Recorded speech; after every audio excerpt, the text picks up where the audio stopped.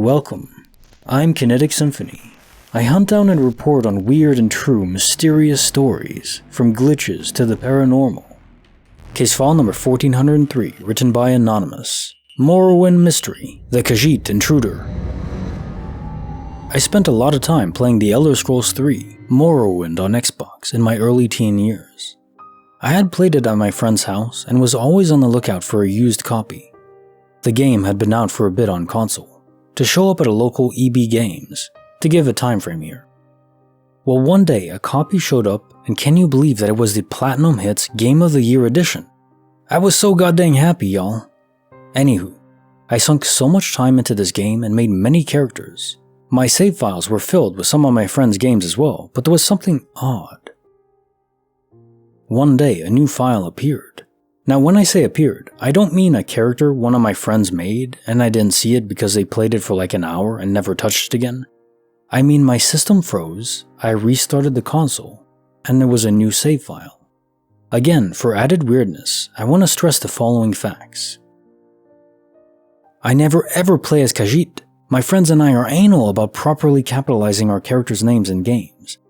I only had one friend who had spent more than a dozen hours on one character on my console. So that being said, this file was the only one. No autosaves associated with it. No additional save files. Nothing. But it was a Khajiit. The name was in lowercase and only one word, which was also odd. And this wasn't some new character.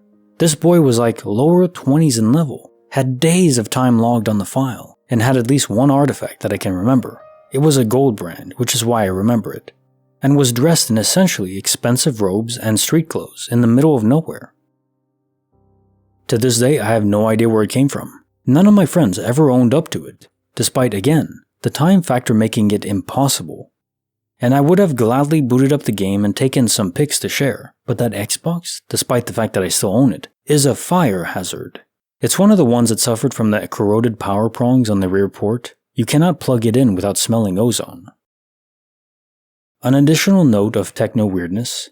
There was one point in time where a buddy and I were playing Halo split screen and blowing each other up and whatnot on Blood Gulch. And I swear to God there was a third player in one of the bases. Just something we'd both see vanish around the corner, but wouldn't be there when we investigated.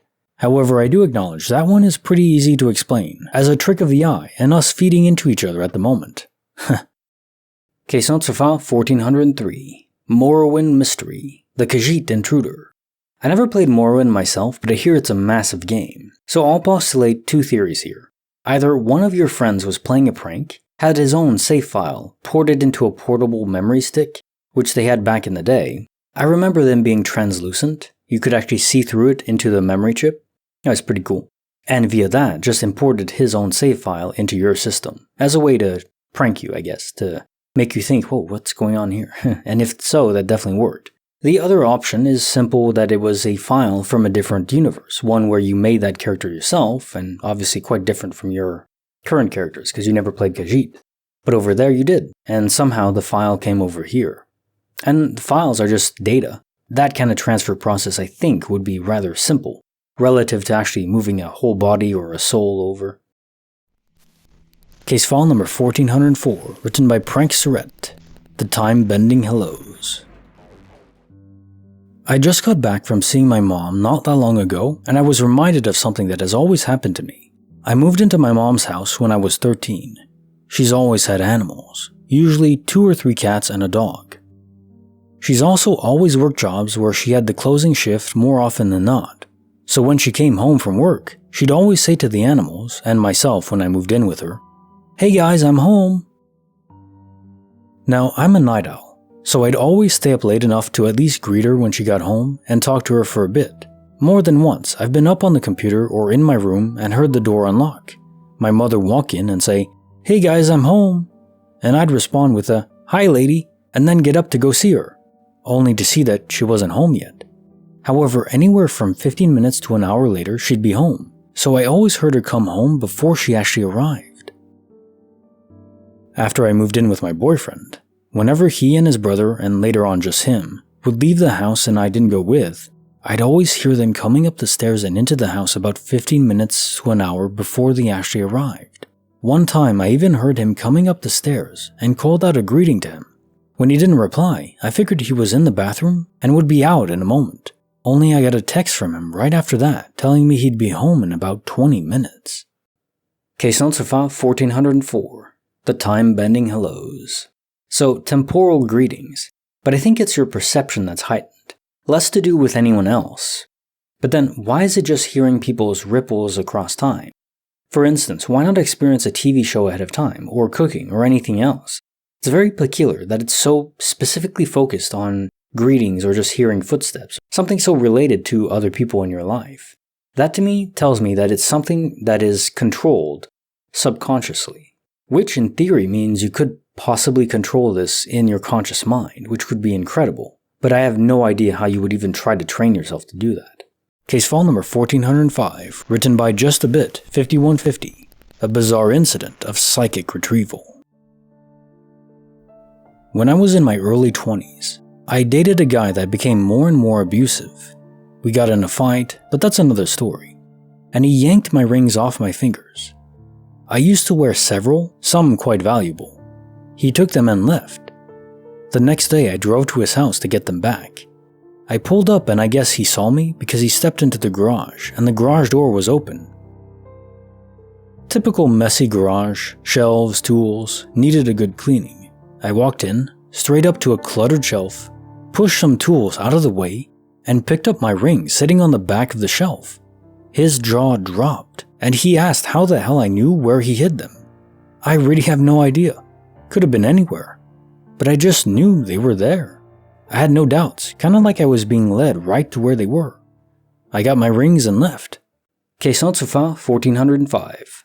A bizarre incident of psychic retrieval. So I wonder, are we able to imbue part of our soul within objects? It's kinda like in Harry Potter with the Horcrux, but in this case, not requiring murder. I was thinking about that the other day in regards to supposedly cursed objects, where it may in fact just be an object that has spiritual energy infused into it, which can make it do funky things depending on whose soul it took on. But maybe too, this can happen prior to a person's death. If you're still alive, but an object has a sprinkle of your soul, let's say, would you be bound to it? Subconsciously tethered? It would explain how objects often find their way back to their owners, and sometimes in weird spots like where they disappeared from, or in this case, how you found the object because it was like it was calling to you. It was a part of you. How the soul gets infused into an item, I'm not sure. Maybe it's simply proximity. The more you hold it, the more you interact with it, the more you think about it, something like that. Would make sense. And now time for the quote of the day. Agent Smith. You must be able to see it, Mr. Anderson. You must know it by now. You can't win. It's pointless to keep fighting. Why, Mr. Anderson? Why? Why do you persist? Neo. Because I choose to. And that is the ultimate expression of life, and the whole meaning and purpose, if there is one, is our own ability to choose, to transcend cause and effect, which was a lot of the purpose of the movie itself. The Matrix trilogy is all cause and effect with the Frenchman and all that, right? That we can be above that we can make irrational choices, that we can do anything we want, that we simply choose to do, is almost divine. And I don't even necessarily say that in a religious context. It's more to say that it transcends what we understand of reality, because as we understand it, everything is basically a complex series of dominoes. Now, if we truly have free will, that breaks the mold. Now, yes, at the fundamental quantum level, things are random and unpredictable, but that still wouldn't exactly give us free will. It would just mean we can't be predicted. If we actually have free will, ungoverned by anything in the universe, well, that sure is something special. And we should definitely appreciate that, because there's nothing else like it. And now use your free will to like the video, subscribe, hit the bell. Kinetic Symphony signing off.